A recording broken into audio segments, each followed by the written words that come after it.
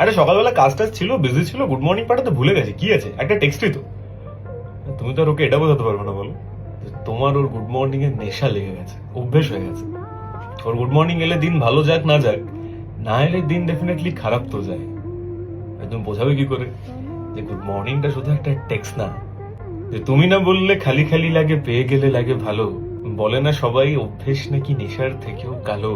তোমার ভোরে জেগে উঠে আমি তোমাকেই আগে খুঁজি, তোমার কি আরো লোকজন আছে তাই আমাকে লাগে না বুঝি। থাকলে থাকুক ভাবি না ওসব, ভেবে নিলে চাপ লাগে। আমায় একটা মর্নিং টেক্সট দিয়ে দিও আগে ভাগে, কারণ তোমার অপেক্ষাতে বারবার ফোন দেখি। কঠিন নাকি একটা মেসেজ চ্যাট জুড়ে লেখালেখি? এতটাও তো কঠিন না বলে একটা গুড মর্নিং লিখতে কতক্ষণই লাগে। এবার তুমি বলবে তোমার ইচ্ছে নেই, কিন্তু সেটা আমি শুনতে চাই না। আমি চাই তুমি সকালবেলা উঠে প্রথম গুড মর্নিংটা আমাকেই পাঠাও। তুমি চাও নাকি কারোর থেকে প্রথম গুড মর্নিং পেতে?